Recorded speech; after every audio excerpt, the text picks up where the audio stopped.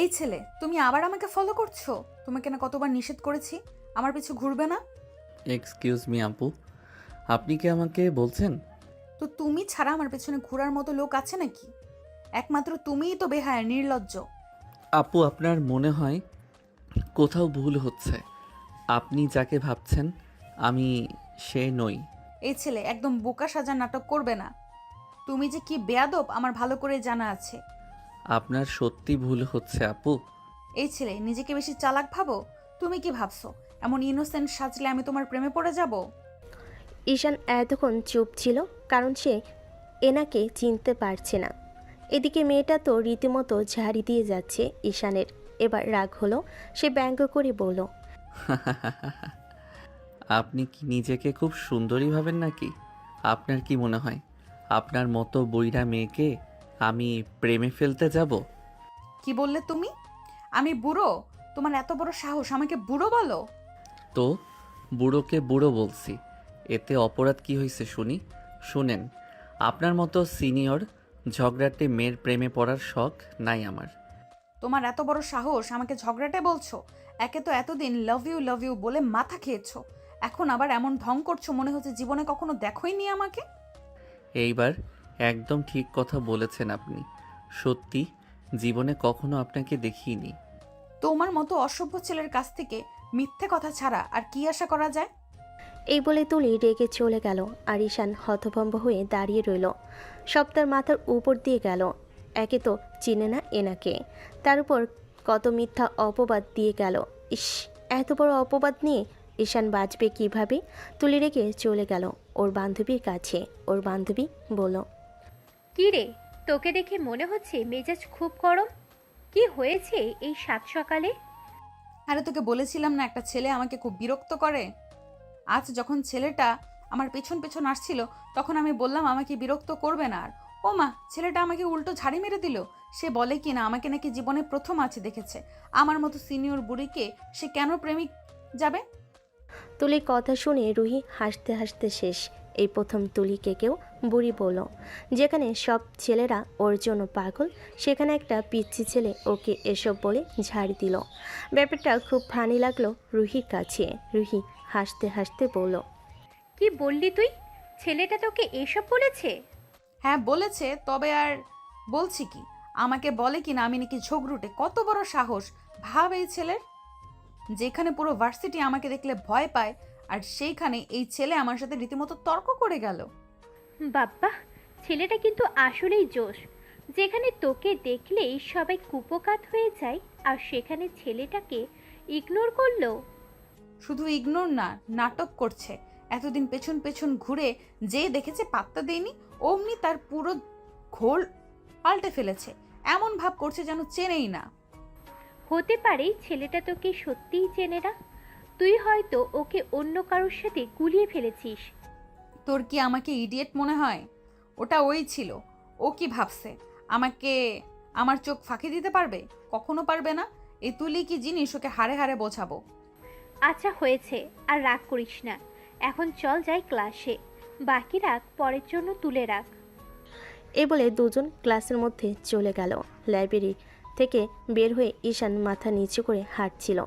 মুখের এক্সপ্রেশন একদম যেন কেউ তার সব শান্তি কেড়ে নিয়েছে। হঠাৎ পেছন থেকে একটা কণ্ঠ, ও ভাই, দাঁড়া। মুখ এমন কেন? কারোর সঙ্গে আবার যুদ্ধ করেছিস নাকি? যুদ্ধ না ভাই, বরং যুদ্ধে হেরে গেছি মনে হয়। হেরে গেছিস মানে কার কাছে বল তো দেখি। এক বুড়ি আপুর কাছে। বুড়ি আপু মানে? বুড়ি আপু মানে? কবে থেকে তুই সিনিয়র মেয়েদের বুড়ি বলতেছিস? আরে ভাই, আজ এক আজব মেয়ের সাথে দেখা হলো। না চিনে না জানে, এসে বলল আমি নাকি ওর পিছনে পিছনে ঘুরি। আমি না বললাম জীবনে প্রথম দেখছি আপনাকে। সে উল্টা ঝাড়ি দিল, বলে আমি নাকি ওর প্রেমে পড়েছি। ভাই, তুই কপালে দাগ কেটে ফেলেছিস মনে হয়। সিনিয়র মেয়েদের সাথে তর্ক মানে আগুনে কি ঢালা। এখন বুঝবি কেমন ফাঁসলে। ভাই আমি কিছুই বুঝি না। মেয়েটা রাগে কাঁপতেছিল, মুখ লাল হয়ে গিয়েছিল, যেন আমি তার পুরনো শত্রু। আরে হয়তো ভুল হয়েছে, তুই অন্য কারোর জায়গায় ধরা খেয়েছিস। ঠিক তাই ভাবতেছি, কিন্তু ভাই আজকে ওকে দেখার পর থেকে মাথা কাজ করছে না। রেগে আছি ঠিকই, কিন্তু মনটা কেমন গোলমাল হয়ে গেছে। ওরে বাবা, শুরু হয়ে গেছি ডেভিড, শুরু হয়ে গেছে দেখি। যতই বলিস রাগ হচ্ছে, আসলে মনটা খাইছে, তাই না? এইসব আজে বাজে কথা বন্ধ কর। ওই মেয়েকে আমি পছন্দ করব। ধুর, তার রাগ, তার চোখ, তার কথা সব একেবারে ঝড়ের মতো। ভাই রাগ তো ভালোই হয়েছে, এখন দেখি কবে ভালোবাসায় কনভার্ট হয়। ধুর, তুই যা, আমার রাগই কম হচ্ছে না। তুই আবার আগুনে তেল ঢালিস। আচ্ছা আচ্ছা চুপ কর, চল এখন ক্লাসে যাই। তোর সেই বুড়ি আপু আবার না ক্লাসে এসে তোকে দেখে আরো ছাড়ি দেয়। দিলে দিক, এবার আমি ওকে এমন উত্তর দিব মনে থাকবে সারা জীবন। এই বলে ঈশান আর আরাফ হাসতে হাসতে ক্লাসে ঢুকে গেল, কিন্তু ঈশানের চোখে তখনও ভেসে আছে তুলির রাগী মুখটা, আর মনে কেমন অজানা এক কাঁপুনি, যেন রাগের ভেতর কোথাও কিছু নরম, কিছু অজানা টান লুকিয়ে আছে। সকাল গড়িয়ে দুপুর নামছে, পুরো ভার্সিটি তখন শান্ত। ক্লাস শেষে সবাই প্রায় চলে গেছে, শুধু তুলি আর রুহি নিচে নামবে বলে দেরি করছে। তুলি একটু তাড়াহুড়ো করছিল, মুখে তখনও রাগ, মনে এখনও রাগের ঘটনার ঝাঁজ। আরে ধীরে যা তুই, সিঁড়ি ভিজে আছে। আমার সময় নেই রে, ওই পিচ্চি ছেলেটাকে আজ আবার দেখলে চুলের মুঠি ধরে। কথা শেষ হওয়ার আগেই তুলি ঝড়ের মতো সিঁড়ি বেয়ে নামতে লাগলো, আর সেই সময় ঈশান উল্টো দিক থেকে সিঁড়ি বেয়ে উঠছিল হাতে ফাইল নিয়ে। দুজনের মুখোমুখি সংঘর্ষ না হতেই ধাপাস তুলির পা পিছলে গেল, আর মুহূর্তে সে সোজা ঈশানের উপর পড়ে গেল। ঈশান সময় না পেয়ে তাকে ধরতে গেল, কিন্তু ভারসাম্য হারিয়ে দুজনেই গড়িয়ে পড়ল সিঁড়ির নিচে। সবাই বলে দুর্ঘটনা কখনো কখনো ভাগ্যে লেখা হয়, কিন্তু এখানে দুর্ঘটনা নয়, বরং গল্পের নতুন অধ্যায়। কারণ পরের মুহূর্তে যা ঘটল তা দুজনে নিঃশ্বাস থামিয়ে দিল। তুলির ঠোঁট সরাসরি এসে ঠেকে গেল ঈশানের ঠোঁটে। দুজনেই একদম জমে গেল, সময় যেন থমকে গেল কয়েক সেকেন্ডের জন্য। ঈশানের চোখ বড় বড়, তুলির চোখ ভয় আর লজ্জায় একসাথে কাঁপছে। এক মুহূর্ত পর, এই ছেলে, তুমি আমাকে কিস করলে কেন? চুপ। কি বললেন আপু? আপনাকে কিস করতে আমার বয়েই গেছে। আপনি নিজেই সিঁড়ি থেকে হুমড়ি খেয়ে আমার গায়ের উপর পড়লেন, এখন আবার আমাকেই দোষ দিচ্ছেন। মুখ বন্ধ করো। আমার উপর পড়ার পর এখন উল্টো আমাকেই দোষ দিচ্ছ। না মানে আপনি কি ভাবেন আপনি এমন কোনো বিশ্ব সুন্দরী যে আমি আপনাকে কিস করতে যাব? আমার তো মনে হয় আপনি সুযোগ বুঝে কাজটা করে ফেললেন। কি বললে তুমি? আমি নাকি তোমাকে কিস করেছি? একদম ঠিক বলেছি। আপনি নিজেই আমার উপর পড়লেন, ঠোঁট লাগালেন, এখন আবার নাটক করছেন যেন আমি আপনার ইজ্জত লুটে নিয়েছি। তোমার এই সাহস হলো কিভাবে আমার নামে এসব ডিন অফিসে অভিযোগ করব? করুন আপু, অভিযোগ লিখবেন যেন আমি সিঁড়ি দিয়ে নামতে গিয়ে এক ছাত্রের উপর পড়লাম আর তার ঠোঁটে আমার ঠোঁট লেগে গেল। ভাবতেই মজা লাগছে কেমন রিপোর্ট হবে। তুমি একদম অসভ্য। এমন নির্লজ্জ ছেলে আমি জীবনেও দেখিনি। আর আমি এমন ঝগড়াটে আপু দেখিনি যে নিজের ভুল ঢাকতে গিয়ে অন্যকে দোষ দেয়। চুপ করো তুমি। আপনি আগে চুপ করেন আপু, না হলে আবার হুমড়ি খেয়ে আমার উপর পড়বেন। এই ছেলে, আমি তোমাকে একটাও কথা বলতে দিব না। ঠিক আছে, কিন্তু একটা কথা মনে রাখবেন, পরের বার নামার আগে ভালো করে সিঁড়ি দেখে নামবেন। আমার গায়ের উপর নামার জন্য আগে থেকে বুকিং দিতে হবে কিন্তু। আমি তোমাকে মেরে ফেলবো। আগে ধরেন আপু, ধরতে পারলে মারেন। তুলি পেছন থেকে ব্যাগ ছুঁড়ে মারল, কিন্তু ঈশান তখন হাসতে হাসতে করিডোরের শেষ প্রান্তে চলে গেছে। তুলির মুখ লাল হয়ে উঠেছে, রাগে, লজ্জায় আর একটু অজানা অস্বস্তিতে। কি হলো রে তুই? সবাই বলছে তুই নাকি সিঁড়ি থেকে পড়ে গেছিস। কিছু হয়নি রে, একটা গাধা ছেলের উপর পড়ে গিয়েছিলাম, তাতে ওর অনেক সুখ। গাধা? নাকি কেউ মনে জায়গা করে নিয়েছে, বুঝলি? চুপ, একদম মুখ বন্ধ করো। তুলি চলে গেল ঝড়ের মতো, কিন্তু মনটা যেন ঝড়ের চেয়েও বেশি অশান্ত। ঠোঁট দুটো এখনও কাঁপছে, বুকের ভেতর অদ্ভুত ধুকপুকানি। অন্যদিকে ঈশান ক্লাসের দিকে হাঁটছে, মুখে সেই একই দুষ্টু হাসি। সিনিয়র আপু, খেলা কিন্তু এখন শুরু হলো। রাত গভীর, বারান্দার পর্দা হালকা দুলছে, চাঁদের আলো জানালা পেরিয়ে তুলির মুখে পড়ছে। সে বিছানায় বসে আছে, হাতে ফোন, কিন্তু চোখ স্থির দূরে কোথাও। মনে ভেতর আজ যেন অজানা এক যুদ্ধ চলছে। 2 দিন আগেও যে ছেলেটা আমার পেছনে ঘুরে ঘুরে বলতো আই লাভ ইউ আপু, একবার তাকাও না আপু, সেই ছেলেটা আজ এমন অভিনয় করছে যেন জীবনে আমাকে চেনেই না। এতদিনের নাটক করছিলে নাকি? তুলির কণ্ঠে ঝাঁজ, কিন্তু চোখে একরাশ বিভ্রান্তি। বুকের ভেতর কেমন অচেনা কাঁপুনি। সে জানে রাগে তার শরীর গরম হয়ে উঠছে, কিন্তু তবুও ভাবনা থামছে না। না, কিছু একটা আছে। এভাবে কেউ বদলে যেতে পারে না। ওর মতলবটা অন্য কিছু। ও কি আমাকে বোকা বানাতে চায়? না, হয়তো কোনো খেলায় মেতেছে। তুলির দৃষ্টি এক মুহূর্তের জন্য জানালার বাইরে থেমে যায়। দূরে কুকুরের ডাক, হালকা বাতাসে শাড়ির আঁচল তুলে ওঠে। ঠিক তখনই মনে পদ্মায় ভেসে ওঠে সেই বিকেলের দৃশ্য, সিঁড়ির ধাপ, হোঁচট খাওয়া, তারপর সেই অপ্রত্যাশিত মুহূর্ত। ঠোঁটের সাথে ঠোঁট। মুহূর্তেই তুলির শরীর হালকা কেঁপে উঠল। তার বুকের ভিতর ধক শব্দটা যেন আরও জোরে শোনা যাচ্ছে। গাল লাল হয়ে উঠেছে, চোখে মিশে গেছে একরাশ লজ্জার রাগ। না না, এইসব ভেবে লাভ নেই। ওই ছেলেটা ইচ্ছে করেই এসব করেছে। নাটক করছে যাতে আমি দুর্বল হয়ে পড়ি। আমার সাথে লাগতে এসেছো তো? আমি তোমাকে বোঝাবোই তুলি কি জিনিস। তুলির চোখে তখন জ্বলে উঠেছে প্রতিশোধের আগুন।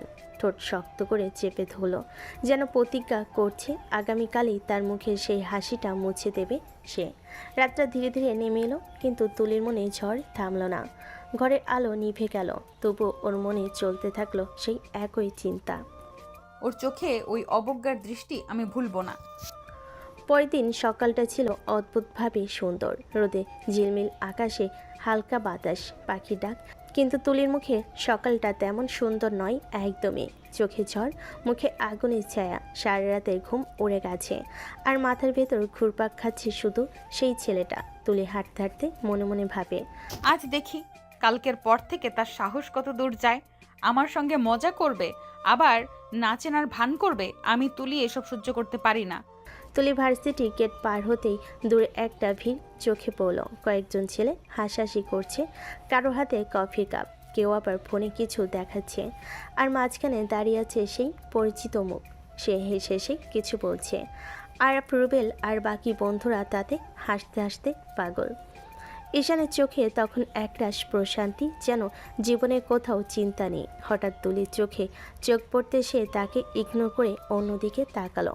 তখন সেই শান্তির মধ্যে হঠাৎ তুলি প্রবেশ করলো। তাদের দিকে এগিয়ে আসছে তুলি। চোখের দৃষ্টি এমন যে দূর থেকে দেখলেও মনে হয় আগুন ছিটাচ্ছে।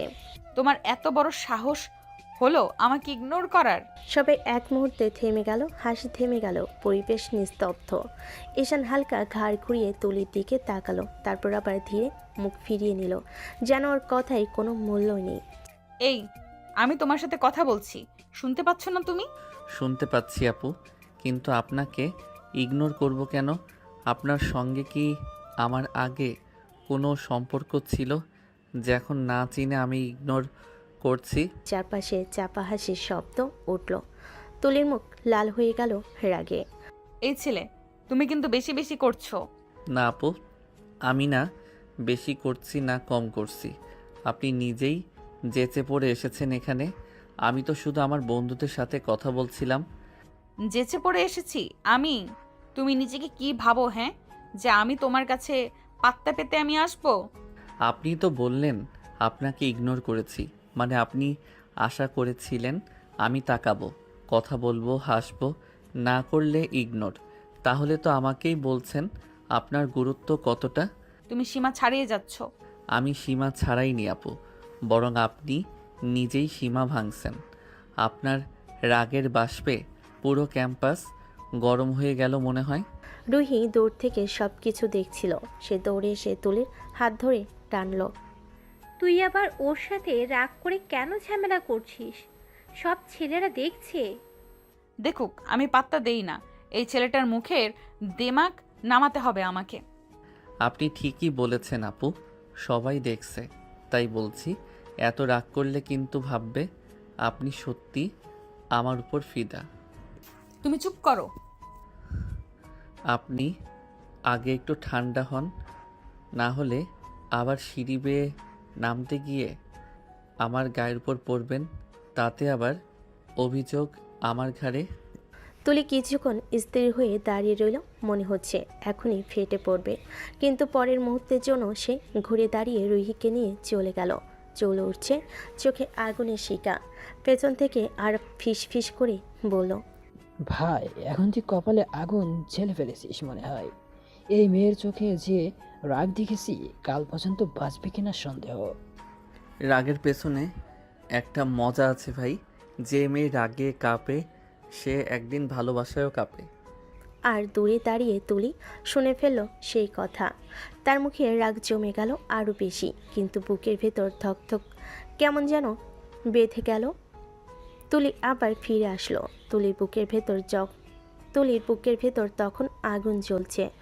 আশপাশে যারা দাঁড়িয়ে ছিল সবাই থম মেরে তাকিয়ে আছে তাদের দিকে। ঈশান একটাও কথা না বলে দাঁড়িয়ে আছে, মুখে হালকা একটা ব্যঙ্গ মিশ্রিত হাসি। ওর সব কিছু জানা, অথচ কিছুই বলছে না। তুমি এমন করে আমার সাথে আচরণ করছো কেন? আমি তোমাকে কিছু বলেছি? আমি কিছু বলিনি তো, আপনি নিজে এসে শুরু করেছেন। তুমি তুমি ঠিক আমার সাথে লাগতে এসেছো, তাই না? আপনার মতো সিনিয়র মেয়েরা তো সাধারণ ছেলেদের সাথে লাগতে যায় না, হয়তো আজ ব্যতিক্রম করলেন।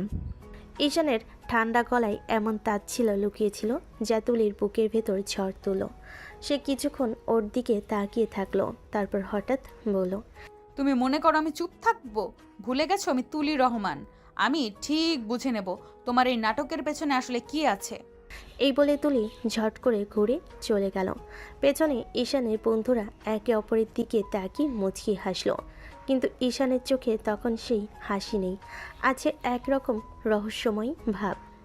সে চুপচাপ তুলি চলে যাওয়া দেখছিল, ঠোঁটে মৃদু একটা কথা ফিসফিস করে বলল, তুমি যত রাগ করছো ততই জড়িয়ে যাচ্ছ তুলি রহমান।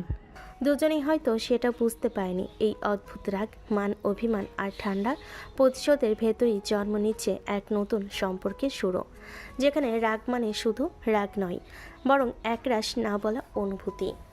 ক্লাসরুমে তখন দুপুরের হালকা আলো, সবাই নিজেদের মতো ব্যস্ত। কেউ নোট নিচ্ছে, কেউ হাসাহাসি করছে। তুলি জানালার পাশে বসে আছে, মুখটা কেমন যেন গম্ভীর, চোখে এখনও সেই সকালের রাগটা ভাসছে। ঠিক তখনই রুহি এসে চুপচাপ তুলির পাশে বসে পড়ে। এই তুলি, একটা কথা জিজ্ঞাসা করি? কি কথা? তুই একদিন আমাকে বলেছিলি না রাস্তায় একটা ছেলে তোর পিছনে টিস করতে করতে যাচ্ছিল, তুই তখন ওকে সবার সামনে অপমান করেছিলি? হ্যাঁ বলেছিলাম তো। ওই যে ছেলেটা, ওই কি সেই ছেলে? তুলি মুহূর্তের জন্য চুপ হয়ে গেল, চোখে কেমন একরাশ পুরনো আগুন ফিরে এলো। তারপর নিচু কণ্ঠে বলল, হ্যাঁ রুহি, তুই ঠিকই ধরেছিস। ওই সেই ছেলে, সেই একদম বেয়াদব।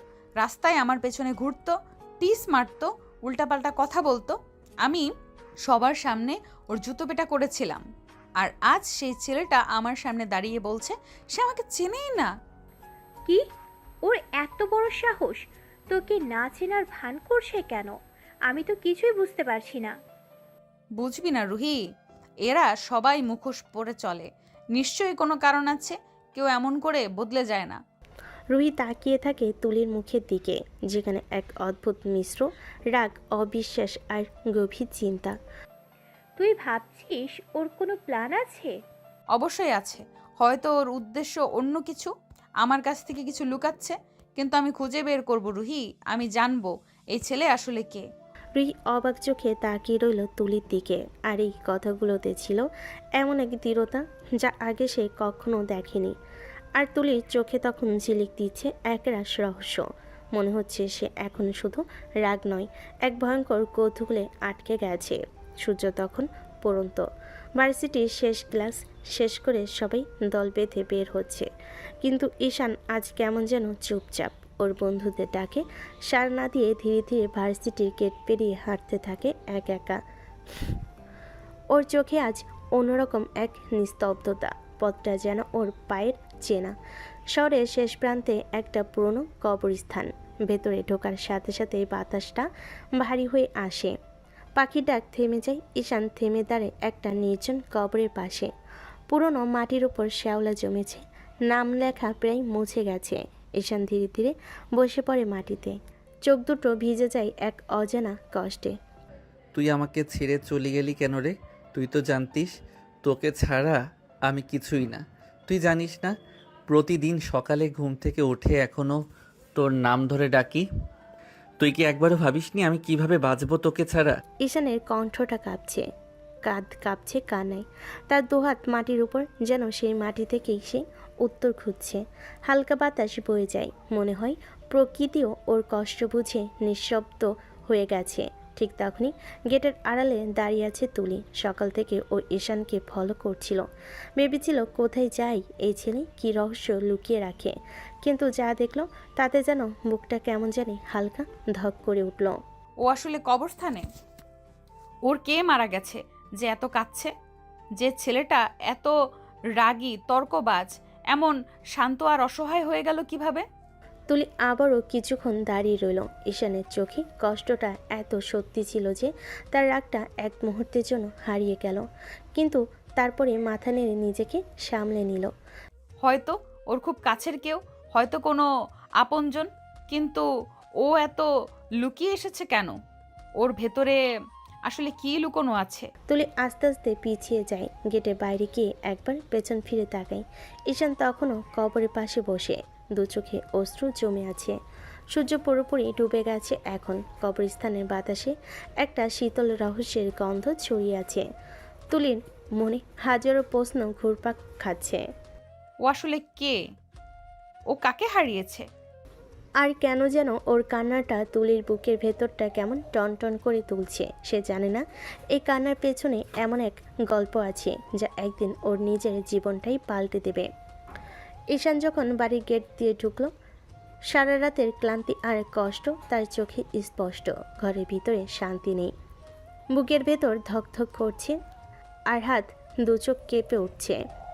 ঈশানের মা কিচেনের পাশ থেকে তাকিয়ে রইলেন, চোখে একটা মিশ্র অনুভূতি, দুশ্চিন্তা আর মায়া। বাবা, তুই কি আজ ওর কাছে গেছিলি? ঈশান হঠাৎ মায়ের দিকে গিয়ে জড়িয়ে ধরে, চোখ থেকে অশ্রু গড়িয়ে পড়ে, গলার বাঁধন ছিঁড়ে যায়। কেন চলে গেল মা? কেন আমার কাছে কিছুদিন থাকতে পারলো না? আমি কি পারতাম না ওর পাশে থাকতে মা? শুধু একটু, কিছুটা। মায়ের চোখ ভিজে আসে। সে ধীরে ধীরে ছেলের চুলে হাত বোলায়, শান্ত স্বরে বলে, সব কিছুই আল্লাহর নির্ধারিত বাবা। আল্লাহ হয়তো চায়নিও পৃথিবীতে থাকুক, হয়তো এমন কিছু লেখা ছিল যা ও যদি পৃথিবীতে থাকতো সেটা সম্ভব হতো না। সেই সব চিন্তা করছিস, সেটা সব ব্যর্থতা না, এইটা শুধু এক আল্লাহর পরিকল্পনা। ঈশান মার বুকের কাছে মাথা রাখে, কাঁদতে কাঁদতে চোখ মুছে। বাবা, হাত মুখ ধুয়ে নে, খেতে দি। আর মনে রাখিস, আমরা বেশি বড় লোক না, আমরা সাধারণ, তবে হৃদয় বড়। যে হৃদয় বড় তার ওই কষ্ট অন্যের জন্য আরও গভীর। ঈশান চোখ বন্ধ করে থাকে। মায়ের কথা শুনে মনটা কিছুটা শান্ত হয়, কিন্তু বুকের ভেতর কষ্ট আর নীরব ক্ষত এখনও আশ্রয় আছে। পরের দিন সকালটা ভার্সিটিতে, আকাশটা ঝকঝকে, কিন্তু তুলির চোখে কিছু ঝকঝকে নেই, বরং আগুনের ঝলক। সে ভার্সিটির গেট পেরোনোর সাথে সাথে চোখ পড়ল দূরে দাঁড়িয়ে থাকা ঈশানের দিকে। কি ব্যাপার, তুমি কালকে ভার্সিটি শেষে কবরস্থানে কেন গিয়েছিলে? আপনি কিভাবে জানলেন? আপনি কি আমাকে ফলো করছেন নাকি? হ্যাঁ জানি কোনোভাবে, আগে উত্তর দাও। আপনাকে আমি কেন উত্তর দিতে যাব? আমি তো আপনার কে? আর আপনার লজ্জা নেই নাকি সিনিয়র একটা মেয়ে হয়ে জুনিয়র ছেলের পিছু পিছু ঘুরতে? মুখ সামলে কথা বলো, আমি তোমার পিছু পিছু ঘুরি না। ও, তাই যদি না ঘোরেন তাহলে জানলেন কিভাবে আমি কখন কোথায় যাচ্ছি? আপনি তো দেখছি ভীষণ ডেঞ্জারাস মেয়ে। এই কবে থেকে আমার পিছু নিয়েছেন? এই ছেলে, আমি তোমার পিছু কবে নিলাম? এতদিন ধরে তুমি আমার পেছনে আসছো আর এখন আমার উপরে দোষ চাপাচ্ছ? ভালোই তো। দেখুন আপু, আমি আপনাকে চিনি না, আপনার পিছু নেব কোন দুঃখে? তুলির চোখে রাগার অবিশ্বাসের ঝলক, ঈশানের চোখে ঠান্ডা কিন্তু লুকানো একরাশ আবেগ। কথার মধ্যে দুজনের মধ্যে একটা অদ্ভুত চাপ তৈরি হলো। তুমি কবে বুঝবে এই তুলি কারোর পেছনে পড়ে ভিজে যায় না? তুমি যতই চেষ্টা করো, মনে রাখবে আমি সহজে মাথা নিচু করি না। আপনি ঠিকই বলছেন আপু। আমি যত চেষ্টা করি দূরে থাকতে, ততই আপনি আমার কাছে চলে আসেন। এখানে আমার দোষ কোথায় বলুন তো? তোমাকে আমি দেখে নেব। এই মা, কি বলছেন? এতক্ষণ ধরে দেখেও হলো না, তাহলে কোন রুম বুক করব নাকি, যাতে আরও ভালোভাবে দেখতে পারেন? বেয়াদব ও অসভ্য, তোমাকে আমি মেরেই ফেলবো। ক্লাসের মধ্যে যে উত্তাপ বজায় ছিল তা মুহূর্তের মধ্যে চরমে উঠল। তুলির আগে চোখ ফাটিয়ে এক তাৎক্ষণিক থাপ্পড় মারার প্রস্তুতি নিল। ক্লাসরুমে যেন বিদ্যুতের সঞ্চার। সব ছাত্রছাত্রী চমকে তাকালেন। কোন দিকে ঝড় উঠবে সেটা দেখতে। তুমি কি সাহস করে? কিন্তু ঈশান এমনিতেই যে কোনো চমক আনতেই ভালোবাসে। সে হাত ঝট করে ধরে ফেলল তুলির। শূন্যতার ভিড়ে প্রায় চিৎকার উঠল। তারপর হঠাৎ করে সে তুলির হাতের তালুতে ঠঠ করে চুমু দিল। মনে হলো যেন সময় থমকে গেল। তুলি হতবাক হয়ে গেল। মাথার উপরে রাগ মুহূর্তে ঝাপসা হয়ে লাগলো লজ্জার লাল দেখায়। আপনি আমার সাথে লাগতে আসবেন না ম্যাডাম, এতে আপনার প্রেস্টিজ পাংচার হবে। তোমার এত বড় সাহস! তুমি আমাকে চুমু খাওয়ার সাহস কিভাবে পেলে? শোধবাদ করেছি তো। এর আগে আপনি আমার ঠোঁটে চুমু খেয়েছেন, আমি তো শুধুমাত্র হাতে খেয়েছি। আমার তো উচিত ছিল ঠোঁটের বদলে ঠোঁটেই খাওয়া। এই কথা শুনে ক্লাসে হাসি ছড়িয়ে পড়ল। কেউ খেসারত দিচ্ছে, কেউ লাজুক হেসে বলছে। তুলি রেগে বোম হয়ে গেল। তুলি রেগে কিছু বলতে যাবে, তার আগে রুহি তাকে টান দিয়ে নিয়ে গেল। চোখ বন্ধ কর শোনো, একটু শ্বাস নে, সব ঠিক হয়ে যাবে। তুলি রুহির হাত আঁকড়ে ধরে দাঁড়ালো। লজ্জার রাগের মিলনে সে কেঁপে উঠছে। আর ঈশান, সে অদ্ভুত শান্ত, কোনোভাবেই হাসি লুকাতে পারছে না। চোখে যেন একটা বিজয়ী কনফিডেন্স। আপনি রেগে গেলেন, সেটাও ভালো। রাগটা আপনার খুব মানায় আপু। আমি কি সত্যি ওর ঠোঁটেই চুমু খেয়েছি? না, এটা তো কেবল একটু দুর্ঘটনা ছিল। তুলি, আপনার রাগই আপনার সৌন্দর্য, আর আপনার লজ্জাই আপনার দুর্বলতা, যা আমি মানিয়ে নেব। সপ্তাহ শেষে ভার্সিটির হলরুমে বাতাসে একরকম উত্তেজনা। প্রিন্সিপাল মাইক হাতে দাঁড়িয়ে ঘোষণা দিচ্ছেন। সবাইকে জানানো যাচ্ছে এইবারের ট্যুর হবে সিলেটে। হ্যাঁ, ঠিকই শুনেছেন, 3 দিনের জন্য সিলেট। সবাই প্রস্তুত থাকুন। সকাল সকাল সবাই ট্যুরের জন্য বের হয়ে পড়েছে। কলেজের সামনেই হইচই লেগে গেছে। হাসাহাসি, ফটো সেশন, ব্যাগ ভর্তি নাস্তা আর গানের উচ্ছ্বাসে চারিদিক মতোয়ারা। সবাই গাড়িতে উঠে পড়েছে। বড় বাসটা প্রায় ভর্তি, শুধু একটাই সিট ফাঁকা ঈশানের পাশে। তুলি ভুরকুচকে দাঁড়িয়ে আছে, মুখে এমন ভাব যেন কেউ তার উপর অন্যায় করে ফেলেছে। এই ছেলে, তুমি এখান থেকে ওঠো, আমি এখানে বসবো। আপনি কোন দেশের মন্ত্রী? আপনার জন্য আমি উঠব কেন? আমি তোমার সিনিয়র, বুঝলে? সিনিয়রের কথা মানা উচিত। সিনিয়র তো ভালো কথা, কিন্তু পাশে বসতে তো আর আইন নিষেধ করেনি। আপনার জন্য উঠে দাঁড়িয়ে থাকবো, এই লেভেলের ভদ্র আমি না। তুমি একদম অশিক্ষিত, একদমই ডিসেন্ট না। ঈশান কাজ ঝাঁকিয়ে জানালার বাইরে তাকিয়ে বলল। তাই নাকি? তাহলে তো আমি ঠিক জায়গায় বসেছি সিনিয়র ম্যাডাম। তুলি হুড়মুড় করে রুহির দিকে ঘুরে বলল। এই রুহি, তুই ওর পাশে এসে বস, আমি এই ছেলের পাশে বসবো না। না রে সোনা, আমি জানালার পাশে না বসলে মাথা ঘুরে যায়। তুই একটু প্লিজ ম্যানেজ কর। না, আমি পারবো না ওর পাশে বসতে। এই ছেলেটা পুরো বিরক্তিকর। দেখুন সিনিয়র, আপনার রাগে বাতাস গরম হয়ে যাচ্ছে। এখন আপনি যদি না বসেন বাসই না চলবে। সবাই হেসে উঠল। ড্রাইভারও মুচকি হেসে বলল। ম্যাডাম আপনি বসেন, না হলে ট্যুর মিস হয়ে যাবে। তুলি অনিচ্ছায় দাঁত চেপে ঈশানের পাশে গিয়ে বসলো। ব্যাগটা এমনভাবে ছুঁড়ে রাখলো মাঝখানে যেন দেওয়াল তুলে দিল। ঈশান ব্যাগটা সরিয়ে বলল। এটা তো দেয়াল না ম্যাডাম, ব্যাগ। পাশে রাখলেই চলবে। চুপ থাকো, আমি তোমার সাথে একটাও কথা বলবো না। আচ্ছা, না বলুন, কিন্তু চুপ থাকা আপনার সাথে যায় না একদম। তুলি তাকিয়ে রইল। চোখে আগুন জ্বলছে, কিন্তু মুখে কোনো কথা বেরোলো না। বাসের ভিতর গানের আওয়াজ বাড়তে লাগলো, আর তুলি গানের আগুনে ঈশানের মুখে কেবল দুষ্টু হাসি ছড়িয়ে রইল। ঠিক সেই হাসিটাই যেন এই ট্যুরের শুরুতেই নতুন ঝামেলার ইঙ্গিত দিচ্ছিল। বাসটা পাহাড়ি রাস্তায় এগোচ্ছে আর ভিতরে হইচই, হাসি, গান আর উত্তেজনা, কিন্তু ঈশান আর তুলির মধ্যে একদম আলাদা আবহ। তুলির রাগ আর ঈশানের দুষ্টু চোখের খেলা একসাথে ঘুরছে। ঈশান হঠাৎ হালকা করে চোখ বন্ধ করে বসে, যেন ঘুমিয়েছে। তারপর নড়েচড়ে তুলির দিকে ঢলে পড়ল, ঠিক সেখানেই তুলির কাঁধে। এই ছেলে, তোমার কত সাহস! নোংরা ছেলের মতো আচরণ করছো। তুলি রেগে ঈশানের মাথা ঠেল, কিন্তু ঈশান কেবল চোখ মুড়ল হালকা, গম্ভীর ভান করে বেবি কিন্তু ঈশান কেবল চোখ মুড়ল হালকা, গম্ভীর ভান করে। তুলি চোখ বড় করে তাকালো, রাগার হতভম্ব মিশ্রিত হয়ে হাত বাড়িয়ে ঈশানকে আরও ঠেলা দিল।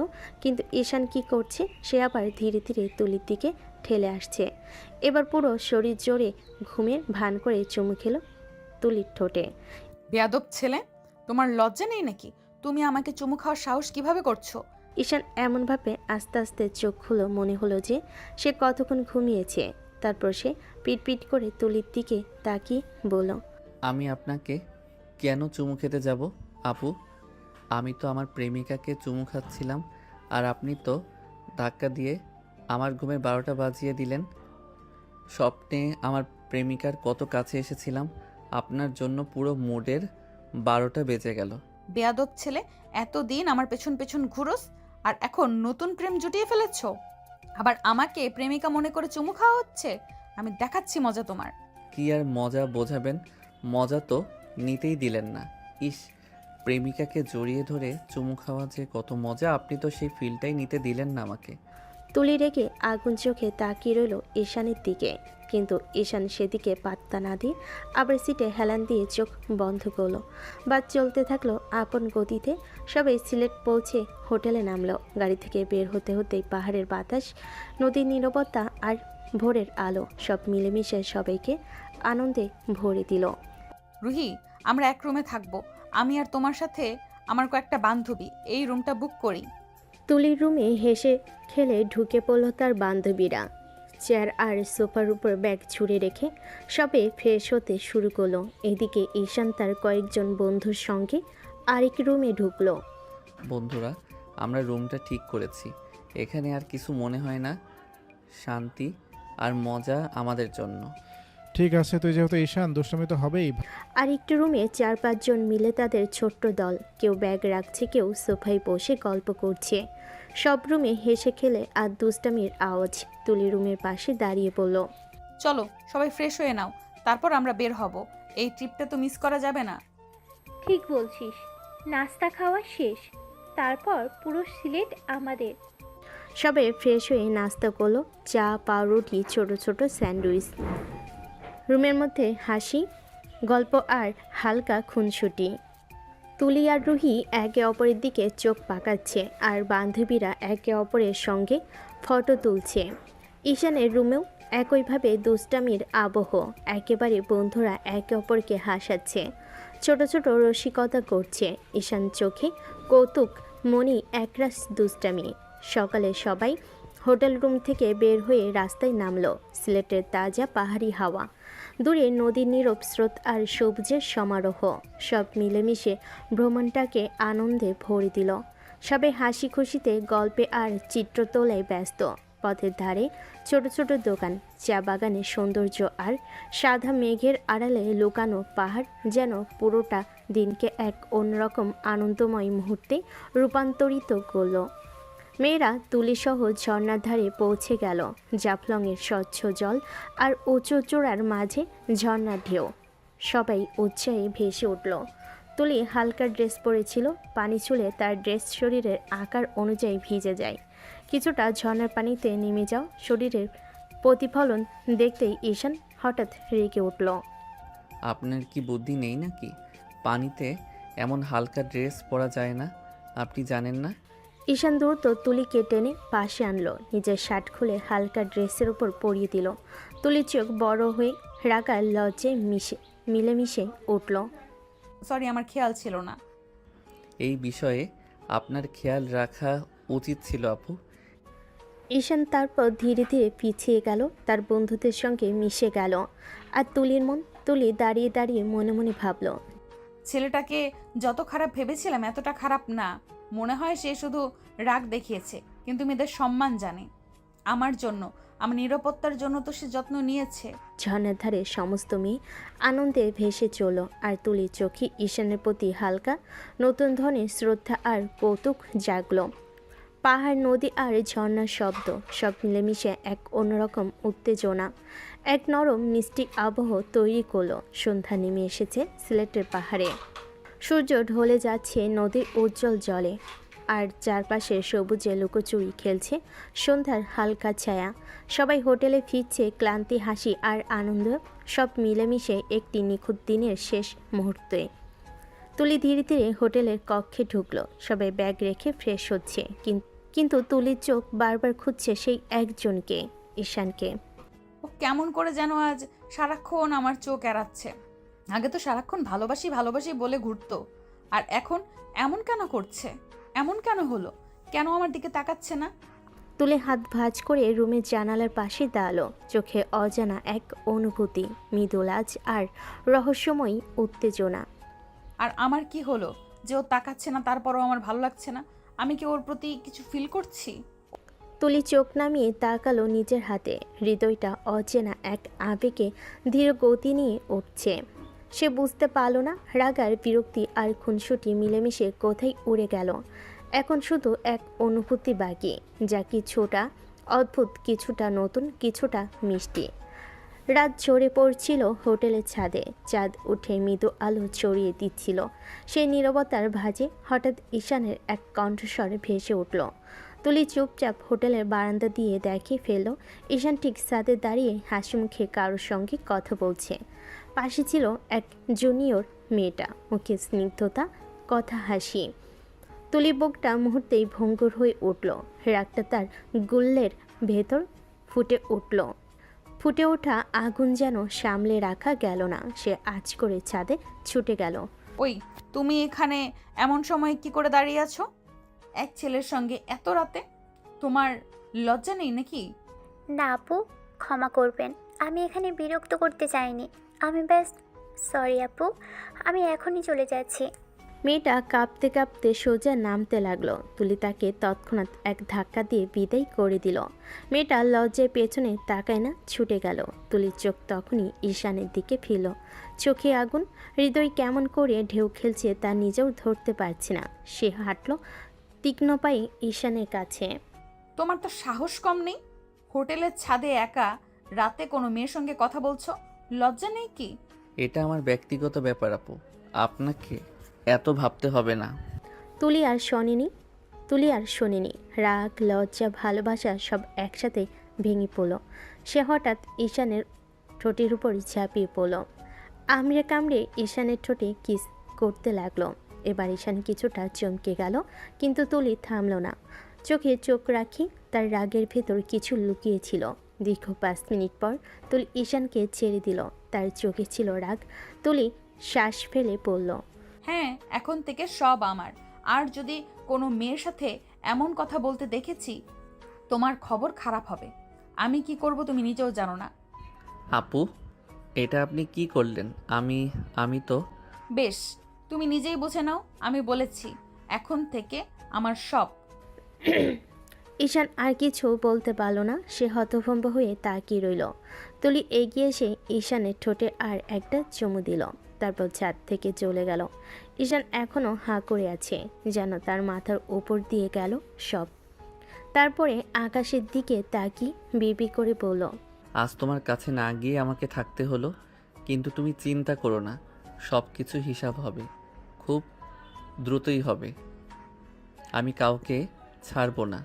ট্যুর শেষে পাশে ফিরে এসেছে ঈশান। দরজার ওপারে দাঁড়িয়ে থাকা মা একটু কৌতূহল আর হালকা উদ্বেগ নিয়ে ঈশানকে জিজ্ঞেস করলো, কেমন ঘোরাঘুরি করেছো বাবা? সবাই ঠিক আছে তো?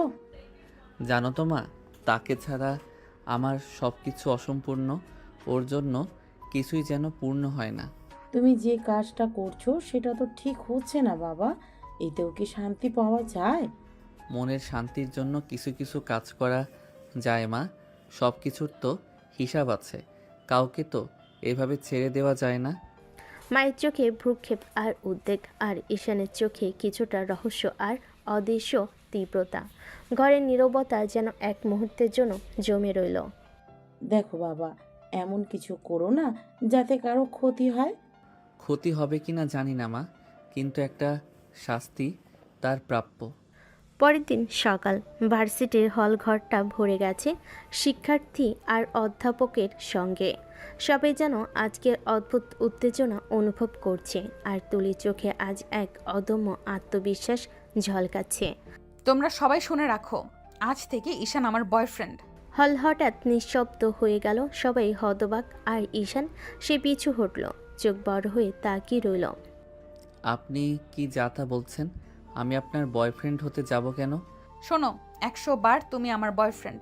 এতদিন তুমি আমার পেছন পেছন ঘুরেছো, আমি পাত্তা দিইনি, আজ আমি মেনে নিচ্ছি তোমাকে। আশ্চর্য ব্যাপার তো, আমি কবে আপনার পিছন পিছন ঘুরলাম? একদম নাটক করো না। এরপর তুলি ধীরে ধীরে ঈশানের দিকে এগোলো। পুরো হল নিস্তব্ধ, সবাই তাকিয়ে আছে। তুলির চোখে আগুন আর কোমলতা, আর ঈশানের চোখে বিস্ময় আর অচেনা উত্তেজনা। হঠাৎ তুলির ঠোঁটে স্পর্শ, এক মুহূর্তে ঈশানের ঠোঁটের সঙ্গে মিলিত হলো। চুম্বনটি এক অদ্ভুত ধ্রুপদী অনুভূতি নিয়ে হাজির। পুরো হল যেন স্থির হয়ে গেল, শুধু দুজনের নিঃশ্বাস ভেসে যাচ্ছিল। দেখো, সবার সামনে আমি আমার অধিকার বিস্তার করলাম। এবার কেউ তোমার চোখে চোখ তুলে তাকাতে পারবে না। আজ থেকে আমরা রিলেশনশিপে আছি। হল ভেসে উঠল আনন্দময় কণ্ঠস্বর আর চুম্বনের রোমাঞ্চের নীরবতায়। ঈশান কিছু বলতে পারল না, শুধু চোখ রাখল। মনে হলো এখন থেকে তার জীবন পুরোপুরি অন্যভাবে শুরু হয়েছে।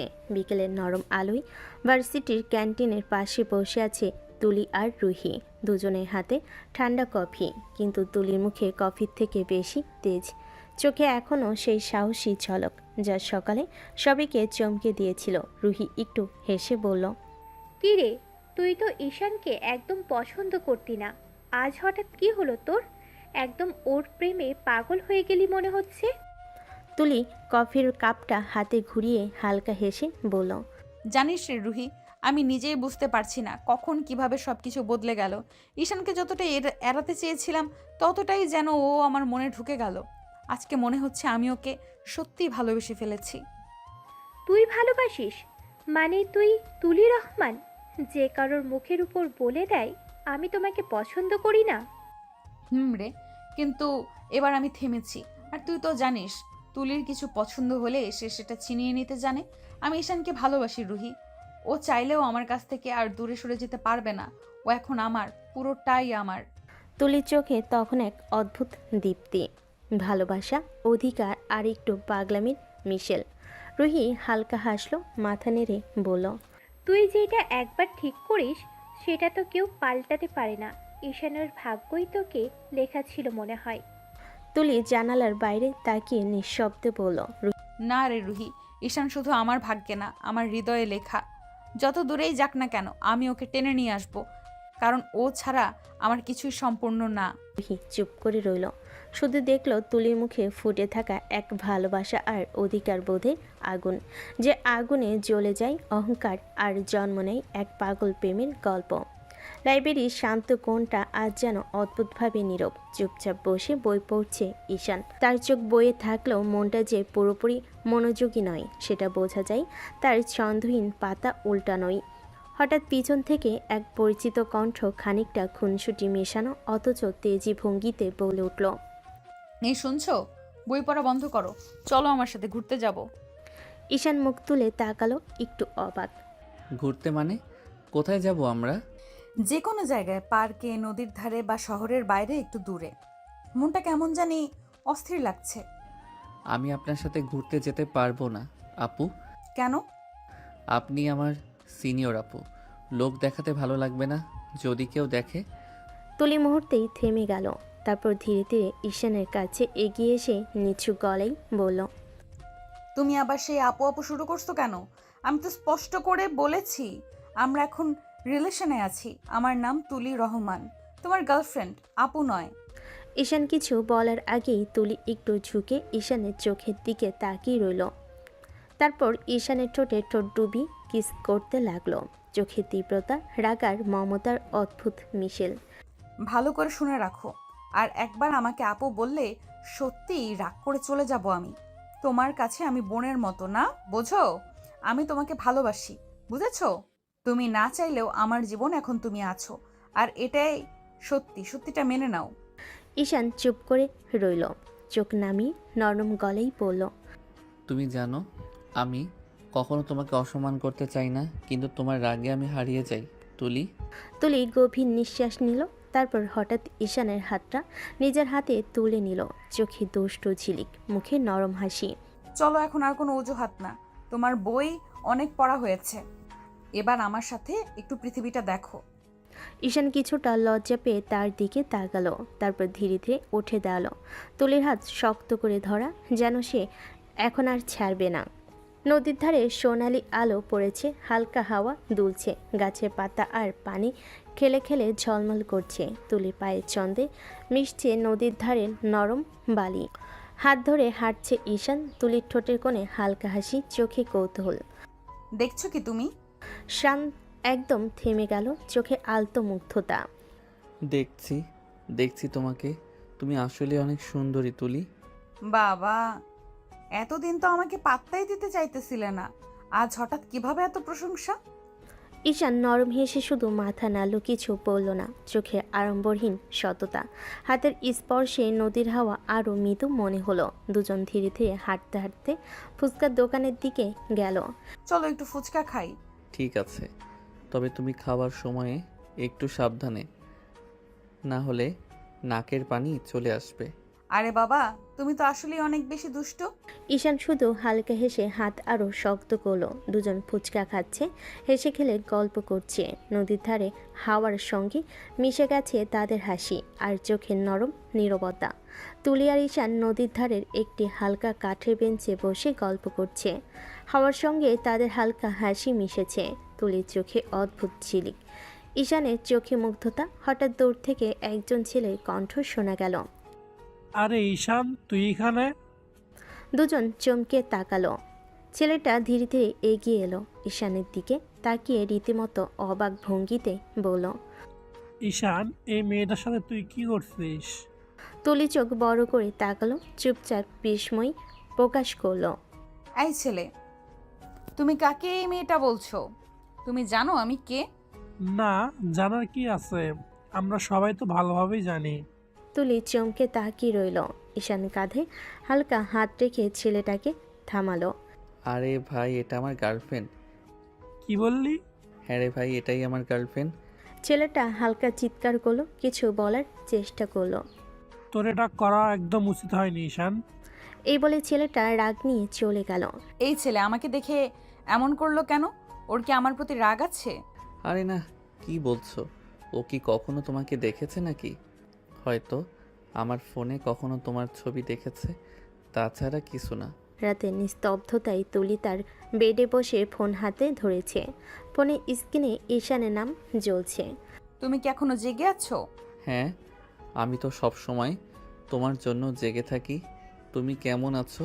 ভালো, তবে আজ কিছু কৌতূহল যেন থামছে না। ছেলেটা আমাকে দেখে এমন করলো কেন? ও, সেটা ভাবছিলাম, যদি তোমার চোখে চোখ রাখতাম তাহলে কত সুন্দর দেখতে পেতাম।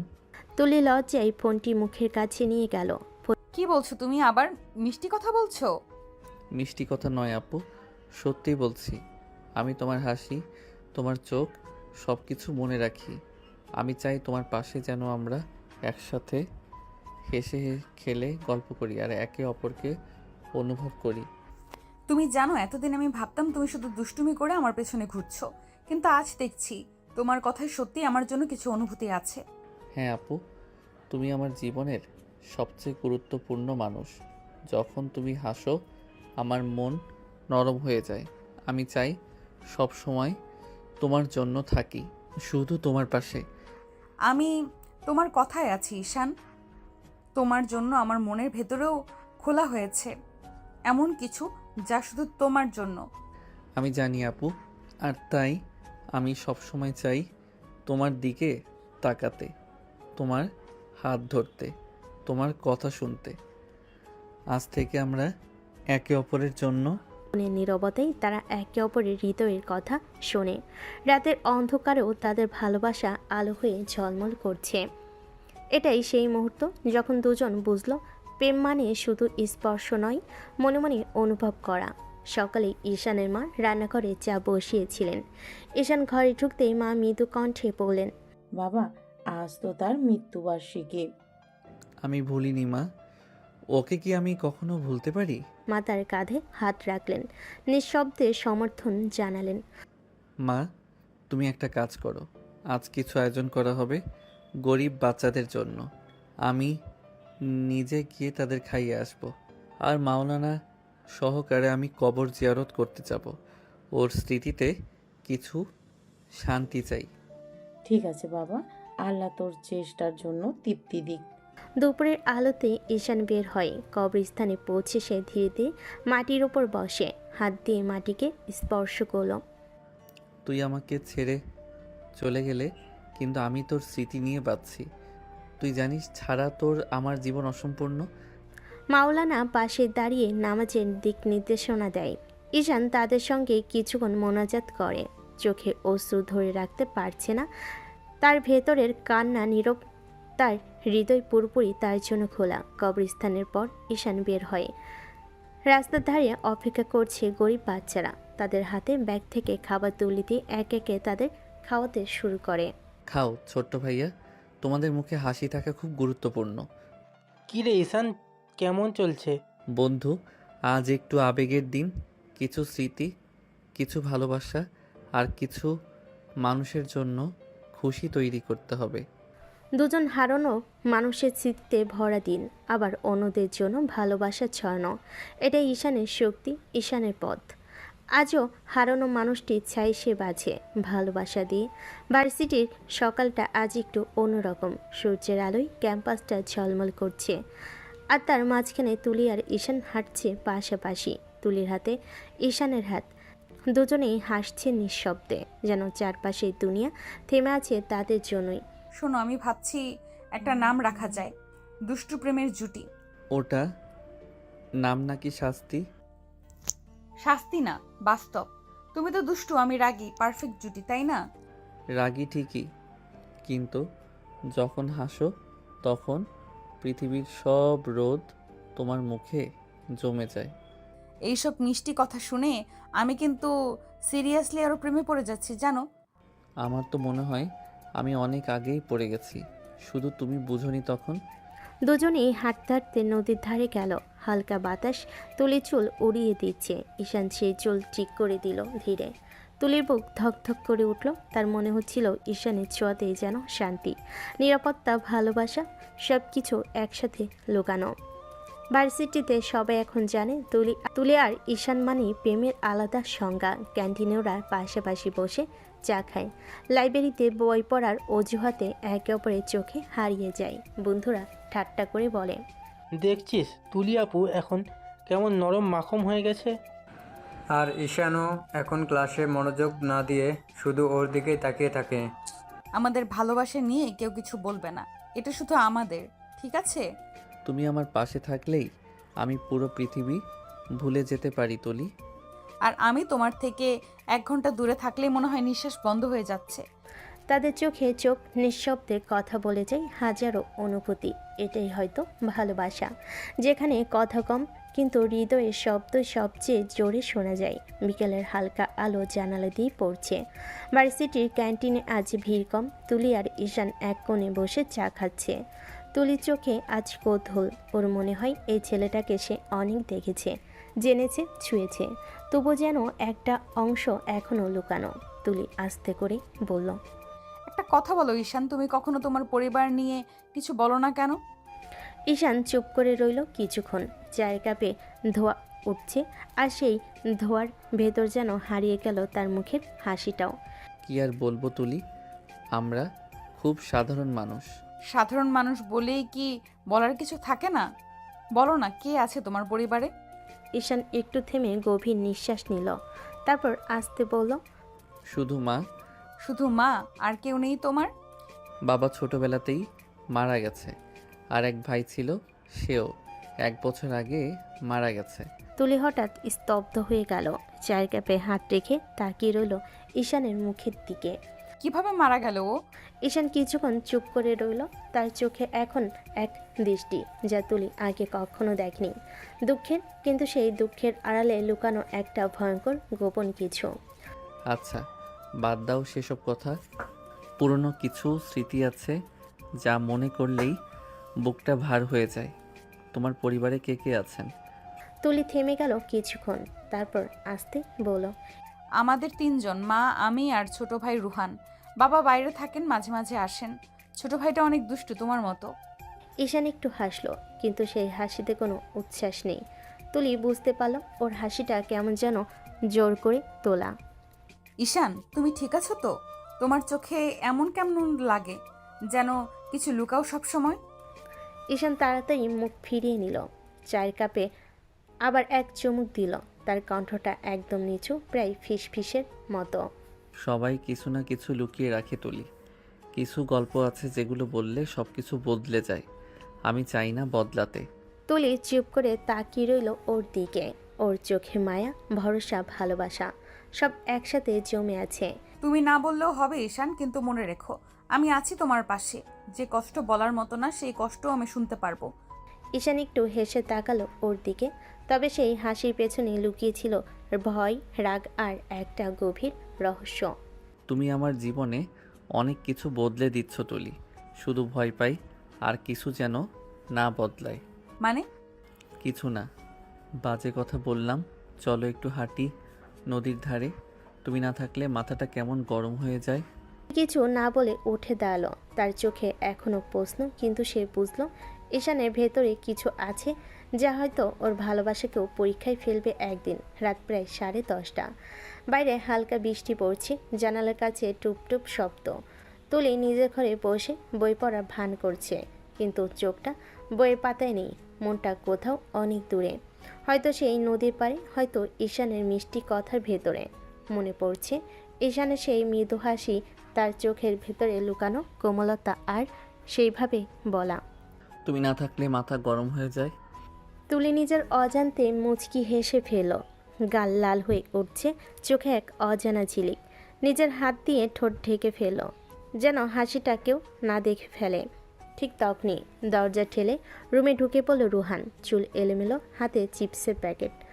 এই আপু, তুই একা একা হেসে যাচ্ছিস।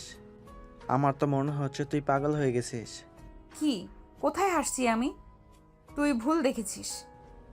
আরে আমি ভুল দেখছি? আমাকে কি তুই কানা মনে করিস? আমি তো একদম স্পষ্ট দেখছি তুই মুসকি মুসকি হাসতেছিস, আবার চোখও নাচাচ্ছিস। বল দেখি, কিসের এত চিন্তা করছিস? চুপ বেয়াদব, এইটুকু মানুষ হয়েও এত কথা। তোর এখন ঘুমানোর সময়, যা গিয়ে ঘুমা। মানছি ছোট, কিন্তু বুদ্ধি তোর চেয়ে অনেক বেশি। আমি তো জানি মানুষ যখন নিজের সাথে হাসে, নিজের মনের কথা বলে, তখন সে প্রেমে পড়ে যায়। তাহলে কি তুই প্রেমে পড়ছিস আপু? তুলির আগে বালিশটা ছুঁড়ে মারল রুহানের দিকে। চুপ কর বেয়াদব, আমি প্রেমে পড়বো?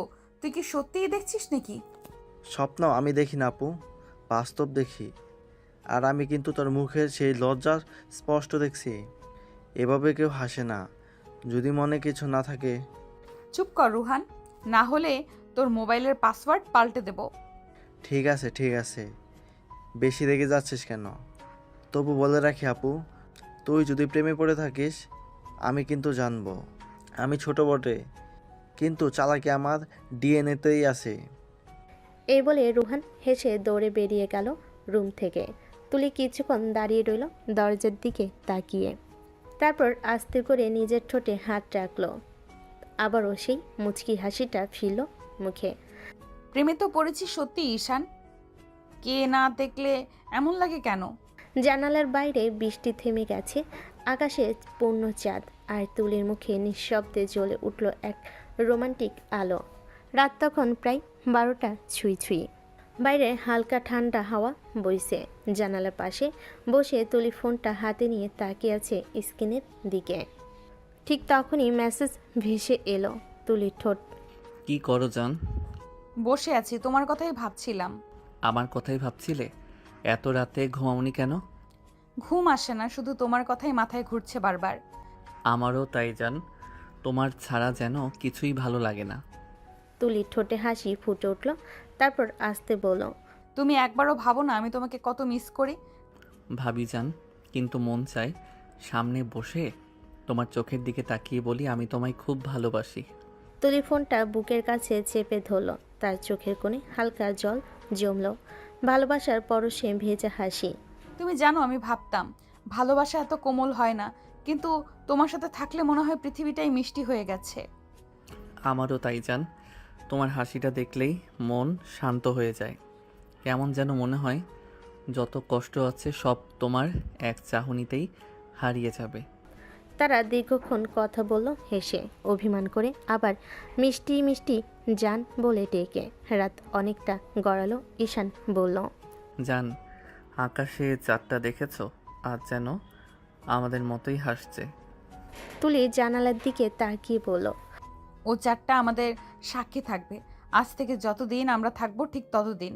হালকা বাতাসে তুলির চুল উড়ল, আর ফোনের ওপাশে নরম কণ্ঠে ঈশান বলল, ঘুমাও এখন যান, স্বপ্নে দেখা হবে আমার প্রিয় মেয়ে তুমি। স্বপ্নে আসো, কিন্তু দেরি করো না। তারপর ফোনটা কানে চেপে রেখে চুপচাপ চোখ বন্ধ করলো তুলি। বাতাস মিশে গেল তার মিষ্টি কণ্ঠস্বর। ভালোবাসি তোমায় ঈশান। বাতাসে মিশে গেল তার মিষ্টি কণ্ঠস্বর। রাত প্রায় 2টো পেরিয়ে গেছে। চারিদিক নিস্তব্ধ, শুধু জানালার পর্দায় হালকা বাতাস দোল খাচ্ছে। তুলি ঘরটা আদো অন্ধকার, চাঁদের আলো এসে পড়ছে তার মুখে। নিঃশব্দে সে ঘুমিয়ে আছে, মুখে এক চিলতে হাসি, যেন কোনো মিষ্টি স্বপ্নে হারিয়ে গেছে। হঠাৎ দরজাটা আস্তে করে খুলে গেল। নিঃশব্দ পায়ে ঈশান ঘরে ঢুকলো, চোখে একরাশ ভালোবাসা, ঠোঁটে অল্প হাসি। তুলির দিকে তাকিয়ে ফিসফিস করে বলল, ঘুমাচ্ছে তোমার জান? তুলির ঘুম ভাঙিনি, সে একটু নড়ে চড়ে পাশ ফিরে শুলো। ঈশান এগিয়ে এসে খুব আস্তে করে তার পাশে শুয়ে পড়ল। হাতটা তুলির কোমরের উপর রাখতেই তুলির স্বপ্নের ঘরে মৃদু কাঁপল। তারপর এক মুহূর্তে যেন মনে করলো এত তার স্বপ্নের ঈশান, তাই সে আরও কাছে টেনে নিল। নিঃশব্দে ঈশানের বুকে মুখ গুজিয়ে দিল। একটু পরে ঘুমের ঘরে তার ঠোঁট ছুঁয়ে গেল ঈশানের ঠোঁটে। দুজনের নিঃশ্বাস এক হয়ে গেল। ঈশান থমকে গেল এক মুহূর্ত, তারপর আস্তে করে বলল, জান, আমি সত্যি এসেছি। তুলি হঠাৎ চোখ খুলে ফেলল। ঘুম ভাঙ্গার পর মুহূর্তে তার চোখ বড় হয়ে গেল। ঈশান, তুমি সত্যি এসেছো? কখন এসেছো? এই তো কিছুক্ষণ আগে। তোমাকে না দেখে থাকতে পারছিলাম না। তুমি ভয় পাওনি একা একা এত রাতে আসতে? তোমার কাছে আসতে ভয় কিসের জান? তোমার কাছে আসলেই তো সব ভয় দূর হয়ে যায়। তুলি হালকা লজ্জায় মুখ ফিরিয়ে নিল। তার মুখে চাঁদের আলো পড়ছে, চোখে যেন একরাশ ভালোবাসা জমে আছে। ঈশান তার কাছে এসে তার কানের কাছে ফিসফিস করে বলল, জানো, আমি ভাবছিলাম তুমি হয়তো রাগ করবে, কিন্তু তুমি তো স্বপ্নের মতো আমার বুকেই ঘুমিয়ে পড়লে। আমি তো ভেবেছিলাম তুমি স্বপ্নে এসেছো, কিন্তু এখন মনে হচ্ছে আমার স্বপ্নই বাস্তব হয়ে গেছে। ঈশান তার কপালে চুমু খেয়ে বলল, তুমি থাকলে পৃথিবীটাই অন্যরকম লাগে তুলি। তুলির মুখে একরাশ লজ্জা, তবুও তার চোখের চাহনি বলছিল সে এই মুহূর্তের ভেতর হারিয়ে যেতে চায়। ঈশান আস্তে আস্তে তুলির কাছে গিয়ে ওর কানে কাছে মুখ নিয়ে বলবে, তোমাকে খুব হট লাগছে জান। কি বলছো এসব ঈশান? জান, সত্যি বলছি। গেঞ্জি প্লাজোতে তোমাকে সুন্দর লাগছে, মনে হচ্ছে তোমাকে অনেক আদর করি। কি বলছো ঈশান এইসব? আমাদের তো বিয়ে হয়নি, আর বিয়ে ছাড়া এইসব অবৈধ। ঈশান আস্তে আস্তে তুলির কাছে গিয়ে ওর কানে কাছে মুখ নিয়ে বলবে।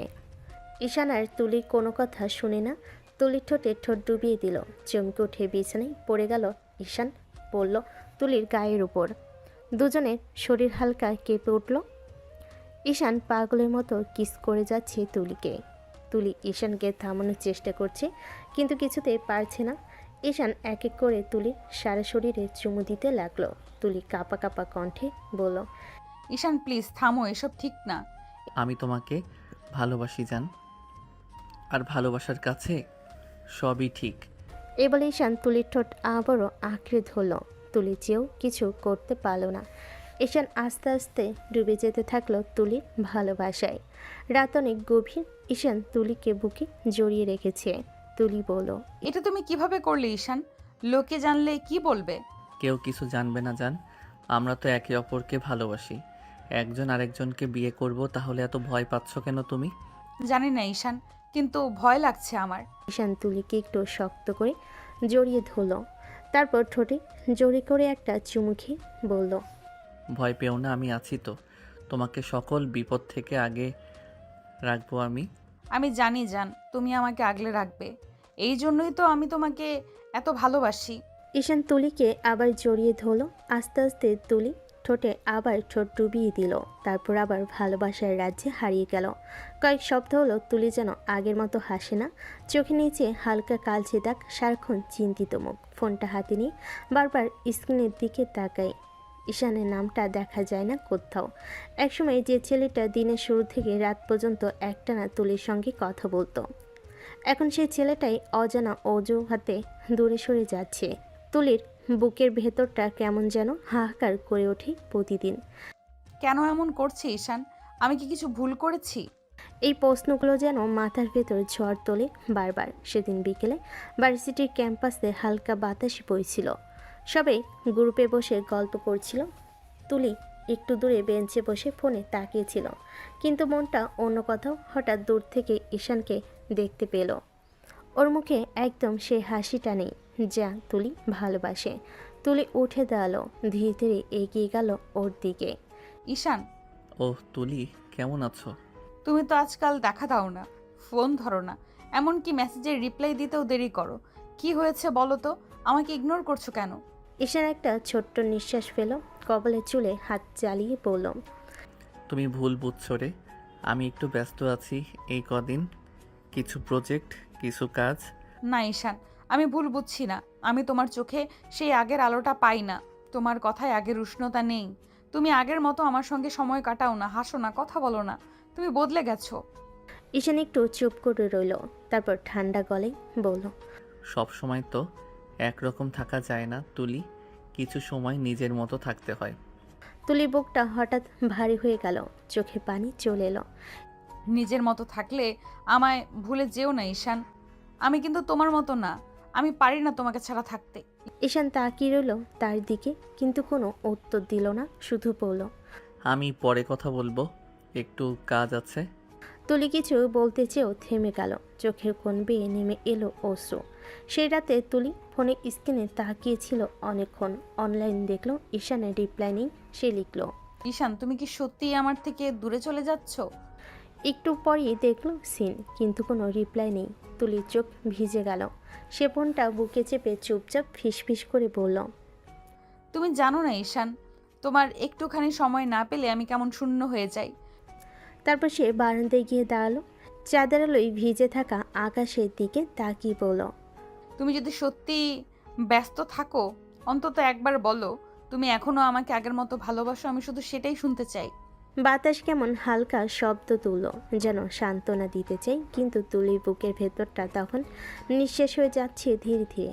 পরদিন সকালে ঈশান ভার্সিটিতে আসলো, তুলির দিকে তাকানি। তুলি শুধু তাকিয়েছিল দূর থেকে, একটা মানুষকে ধীরে ধীরে দূরে চলে যেতে দেখা। তার যে কষ্টে কিছু হয় না হয়তো। বেশ কিছুদিন ধরে তুলির শরীরটা কেমন যেন দুর্বল লাগছিল, মাথা ঘুরে যাওয়া, বমি বমি ভাব, খাবার মুখে না রোচা। প্রথমে ভেবেছিল হয়তো ঘুম ঠিকমতো না হওয়ার জন্য, কিন্তু আজ সকালে আয়নার সামনে দাঁড়িয়ে নিজের মুখটা দেখে ওর বুকটা ধক করে উঠল। মুখ ফ্যাকাশে, চোখের নিচে কালছে ছাপ, কেমন যেন বদলে গেছে নিজেকে মনে হলো। সেদিনই চুপি চুপি একে গেল কাছের ক্লিনিকে। টেস্ট রিপোর্ট হাতে পেয়ে তার শরীরটা কেঁপে উঠল। রিপোর্টের পাতায় লেখা প্রেগনেন্সি পজিটিভ। তুলি মনে হলো চারিদিকে বাতাস হঠাৎ ভারী হয়ে গেছে, চোখের সামনে অন্ধকার নেমে এলো। ওর হাত কাঁপতে লাগলো, বুকের ভেতরটা ঝড়ের মতো ধকধক করছিল। না না, এটা সত্যি না, এটা হতে পারে না। চোখে পানি আর আটকাতে পারল না তুলি। মুহূর্তেই ওর মনে পড়ল ঈশানের মুখটা, যে ছেলেটার জন্য এতটা বিশ্বাস, এতটা ভালোবাসা, সে এখন কোথায়? ওর কণ্ঠ কাঁপতে কাঁপতে ফোনটা কানে তুলল। ঈশান, বলো জান। আমার তোমার সঙ্গে খুব দরকারি কথা আছে, প্লিজ এখনই দেখা করো। কেন, কি হয়েছে? প্লিজ জিজ্ঞাসা করো না, শুধু দোয়া করো, নদীর পাড়ে আসো। ওপাশে কিছুক্ষণের নীরবতা, তারপর ঈশানের কণ্ঠ ঠান্ডা সুরে ভেসে এলো। আচ্ছা ঠিক আছে, আসছি। বিকেলের হালকা রোদে নদীর পানি চিকচিক করছিল। তুলি একা দাঁড়িয়ে দুহাত ওড়নার কোণা শক্ত করে চেপে রেখেছে। দূর থেকে ঈশানকে আসতে দেখে তার চোখ ভিজে উঠল। ও কিছু না ভেবে দৌড় গিয়ে ঈশানকে জড়িয়ে ধরল। কাপা কণ্ঠে বলল, কি হয়েছে, কাঁদছো কেন? তুলি থরথর হাতে রিপোর্টটা এগিয়ে দিল। ঈশান, আমি প্রেগনেন্ট ঈশান। কিছুক্ষণের জন্য চারপাশে যেন নিস্তব্ধতা নেমে এলো। ঈশানের মুখে ধীরে ধীরে একরকম বাঁকা হাসি ফুটে উঠল। তুলি অবাক হয়ে তার মুখের দিকে তাকিয়ে রইল। তুমি হাসছো কেন ঈশান? আমি এমন একটা খবর দিলাম আর তুমি... তাহলে আমি কি করব এখন? মানে তুমি কি করবে? মানে তুমি আমাকে এখন বিয়ে করবে, তাই না? না হলে আমি সমাজে মুখ দেখাবো কিভাবে? আমি তো চাই তুমি সমাজে মুখ দেখাতে না পারো। কি বলছো তুমি ঈশান? এটা কেমন কথা? ঠিকই বলছি তুলি। তুমি ভেবেছিলে আমি তোমার প্রেমে পাগল। না তুলি, আমি শুধু একটা প্রতিশোধ নিচ্ছিলাম। প্রতিশোধ? কিসের প্রতিশোধ? তোমার জন্য আমার ভাই পরিবারের কাছ থেকে আজ অনেক দূরে। তোমার জন্য আমার ভাই সুইসাইড করেছে, তাই আমি তোমার থেকে প্রতিশোধ নিয়েছি। না, এটা মিথ্যে। তুমি এমন হতে পারো না ঈশান। তুমি ভেবেছিলে আমি ভালোবাসি তোমাকে, কিন্তু না, আমি শুধু তোমার চোখের জল দেখতে চেয়েছিলাম। তুলির পা কাঁপতে লাগলো। ওর চোখের পানি মাটিতে পড়ল। মুখে শুধু একটাই কথা, তুমি আমার সঙ্গে এটা করলে ঈশান? যেমন কষ্টে আমার মা বেঁচে আছে আজও, তেমন কষ্টে তুই বাঁচবি তুলি, সেটাই আমার প্রতিশোধ। তুমি তোমার ভাইয়ের মৃত্যুর জন্য আমাকে কেন দোষ দিচ্ছ ঈশান? আমি কি করেছি? সব তো তুই করেছিস। আমি আর নিশান ছিলাম যমজ। আমার ভাই তোকে ভালোবাসতো, পিছন পিছন ঘুরতো। আর তুই কি করতি? তুই ওকে সবসময় অপমান করতি, ছোট করতি। আমার ভাই তোকে কত পাগলের মতোই না ভালোবাসতো। তোর কি একবারও মায়া হয়নি ওর জন্য? ও তো দিন রাত তোর কথাই ভাবতো, আমাকে সারাক্ষণ তোর কথা বলতো। কিন্তু ও সেদিন তোকে টিচ করতে নয়, তোকে টিচের হাত থেকে বাঁচাতে চেয়েছিল। কিন্তু তুই কি করলি? তুই ভুল বুঝে সবার সামনে ওকে জুতাপিটা করলি। আমার ভাই এত বড় কষ্ট, লজ্জা, অপমান আর নিতে পারিনি। ও সেদিন বাড়িতে এসে সুইসাইড করে। আমিও মনে মনে প্রতিজ্ঞা করি, কিসের এত দেমাগ তোর? তোর সব দেমাগ, অহংকার আমি মাটিতে গুড়িয়ে দিব। আজ আমি সফল। আমি পেরেছি তোকে ভেঙে দিতে। তুলি এতক্ষণ নিস্তব্ধ হয়ে শুনছিল সব কিছু। ও ভাবতে পারেনি যে ঈশান নিশানের ভাই। ও তো দুজনকে একই মনে করেছিল। ও তো নিশান ভেবেই ঈশানকে ভালোবেসেছে। তাহলে কেন ওকে ঠকালো? এখন কি করবে? কিভাবে বাঁচবে? সমাজের চোখে কিভাবে মুখ তুলে তাকাবে? ঈশান চলে যেতে নিলেই তুলি তার পা জাপটে ধরল। প্লিজ ঈশান, তুমি যেও না। তুমি বিয়ে না করলে আমি কিভাবে বাঁচবো? আমার বাবা মা, সমাজ, আত্মীয় স্বজন সবাই আমাকে ছিছি করবে। এই মুখ আমি কাউকে দেখাতে পারবো না ঈশান, আমি কথা দিচ্ছি। আমি তোমার বাড়ির কাজের লোক হয়ে থাকবো, তবুও তুমি আমাকে বিয়ে করো। তোর মতো অহংকারী কালনাগিনীর আমার দরকার নেই। আমি তো এমন দিনটা দেখার জন্য এতদিন ধরে অপেক্ষা করেছি। কতটা কষ্ট বুকে নিয়ে আমার ভাইটা মারা গেছে ভাবতে পারছিস? আমার ভাই তোর জন্য ভেতর ভেতর কতটা ছটফট করেছে। কখনো বোঝার চেষ্টা করিস নাই ওকে। আজ এটা তোর প্রাপ্য। নদীর হাওয়ায় আজ কেমন এক ঠান্ডা নিস্তব্ধতা ছড়িয়ে আছে। আকাশে মেঘ জমেছে, কিন্তু বৃষ্টি হচ্ছে না, যেন প্রকৃতিও কান্না চেপে রেখেছে। তুলি এখনও দাঁড়িয়ে আছে সেই জায়গায়। হাতে চেপে ধরা রিপোর্টের কাগজ এখন ভিজে গেছে চোখের জলে। ঈশান পেছন ফিরে হাঁটছে ধীরে ধীরে, বিন্দুমাত্র দয়া নেই মুখে। তুলি দৌড়ে গিয়ে ঈশানের সামনে দাঁড়িয়ে পড়ল। চোখ দুটো লালচে ফুলে গেছে। ঈশান প্লিজ আমার দিকে একবার তাকাও। ফাঁকা কথা রেখে দাও তুলি, এখন কিছু বলার নেই। ঈশান, আমার নিজের অজান্তেই ভুল হয়ে গেছে। আমি জানতামই না তোমার ভাইয়ের সাথে এত বড় অন্যায় করেছি আমি। তুমি যদি রাগ করো, গালি দাও, আমি নেব সব, কিন্তু এমন করে চলে যেও না সোনা। তুমি জানো আমি তোমাকে ছাড়া বাঁচতে পারবো না। আমাকে মৃত্যুর মুখে ঠেলে দিও না ঈশান। তুমি আমাকে ভালোবাসতে না ঈশান? ঈশান প্লিজ ফিরে এসো। ঈশান, আমি বাঁচবো না এভাবে। আমাকে মৃত্যুর মুখে ঠেলে দিও না। আমাকে শাস্তি দাও ঈশান, শুধু চলে যেও না। ঈশান থেমে একবার তাকালো, চোখে এক ঝলক দ্বিধা, তারপর আবার কঠিন মুখে পেছন ফিরল। তুই যেভাবে আমার মাকে কাঁদিয়েছিস, তোর চোখ দিয়েও সেদিন জল পড়ুক তুলি, এটাই আমি চেয়েছি। তুমি আমাকে ভালোবাসতে না ঈশান? ভালোবাসি কিনা জানি না, কিন্তু প্রতিশোধ তার চেয়েও বড় হয়ে গেছে।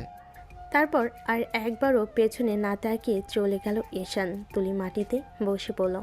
ওর চোখের পানি মাটিতে মিশে যাচ্ছিল, কণ্ঠ থেকে শুধু একটা শব্দই বেরোচ্ছিল, ঈশান প্লিজ ফিরে এসো।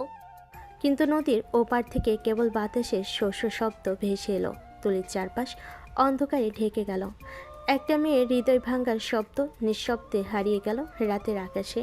রাত গভীর, চারিদিক নিস্তব্ধ, কেবল ঘড়ির টিকটিক শব্দটা শোনা যায়। চোখ বন্ধ করে ঘুম আসছে না ঈশানের। বালিশের উপর মুখ রেখে এক দৃষ্টিতে ছাদের দিকে তাকিয়ে আছে। মনে বারবার ভেসে উঠছে তুলি সেই কাদা চোখ, কাপা ঠোঁট আর অসহায় কণ্ঠের সেই শব্দগুলো।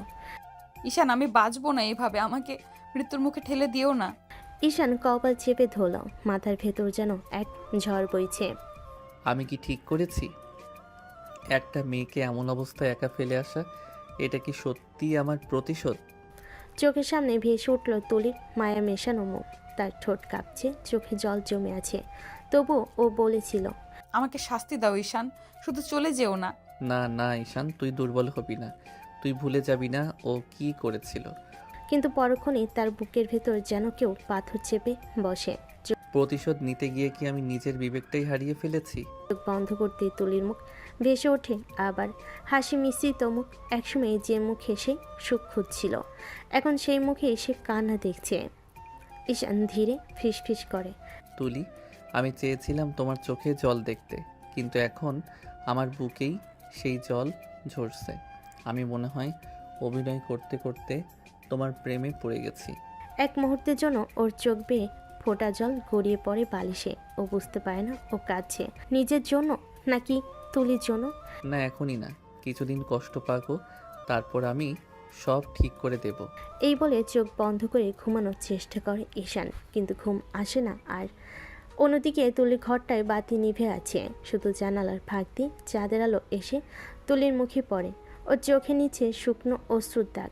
তুলি কাপা কণ্ঠে ফিসফিস করে, ঈশান তুমি জানো আমি তোমাকে কত ভালোবাসি, আমি তোমাকে হারাতে পারবো না সোনা, কিন্তু তুমিই তো ফেলে দিলে আমাকে। ওর চোখে হঠাৎ একটা অদ্ভুত শূন্যতা ভর করে। ও নিচু স্বরে বলে, আমি এখন কি নিয়ে বাঁচবো? আমার ভেতরে তোমার একটা অংশ বেড়ে উঠছে, অথচ তুমি নেই আমার পাশে। চোখের জল আবারও ঝরে পড়ে বালিশে। ওর কণ্ঠ কাঁপে, তবু একটানা বলে যায়, সমাজের চোখে কলঙ্কিনী হয়ে বেঁচে থাকার চেয়ে মরে যাওয়া অনেক সহজ। বাইরে হালকা বাতাস বইছে। চাঁদের আলোয় একা তুলি বসে আছে নিস্তব্ধতায়। আর দূরে কোথাও একটা কুকুর ডেকে উঠছে, যেন সেই কান্নার প্রতিধ্বনি প্রতিশোধের গল্পে মিলিয়ে যাচ্ছে। ভোরের ঠান্ডা হাওয়ার জানালার পর্দা নেড়ে দিচ্ছে। ঈশান তখনও ঘুমে ডুবে আছে। হঠাৎ ফোনটা কেঁপে ওঠে টেবিলের ওপর। ঘুম যাওয়ানো স্ক্রিনে তাকিয়ে দেখল রাব্বি কলিং। ঘুমো ঘুমো গলায় ফোনটা রিসিভ করতেই ওপাশ থেকে কাপা কণ্ঠে রাব্বি বলল, ভাই একটা খারাপ খবর আছে ভাই। খারাপ খবর মানে? সকাল সকাল কি শুরু করছিস তুই? তুলি আপু সুইসাইড করেছে। ঈশান এক মুহূর্তের জন্য জমে গেল। হৃদস্পন্দন থেমে যাওয়ার মতো অবস্থা। সে হঠাৎ লাফিয়ে উঠে বসল। কি বললি তুই? পাগল নাকি তুই? এসব আজে বাজে কথা বলিস না রাব্বি। ভাই আমি মিথ্যে বলছি না, রুহি আপু ফোন দিয়ে কাছে বললো তুলিকে নাকি ঘরে ফ্যানের সাথে ঝুলতে থাকে দেখেছে ওর মা। এখন সবাই তুলির বাড়িতে, ভাই তুই চলে আয়। ফোনটা হাত থেকে ছিটকে পড়ে গেল মেঝেতে। ঈশান হতভম্ব হয়ে বসে রইল। তারপর যেন হঠাৎ পাগলের মতো উঠে দাঁড়ালো। তার হুড়ো করে জামা গায়ে দিল আর ছুটে বেরিয়ে গেল বাড়ি থেকে। রাস্তা জুড়ে তার দৌড়। কারো মুখ, কারো আওয়াজ কিছুই শুনতে পাচ্ছি না, শুধু একটা কথাই কানে বাজছে, তুলি আপু সুইসাইড করেছে।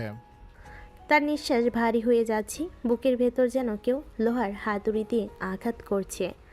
অবশেষে দৌড়ে পৌঁছালো তুলিদের বাড়িতে।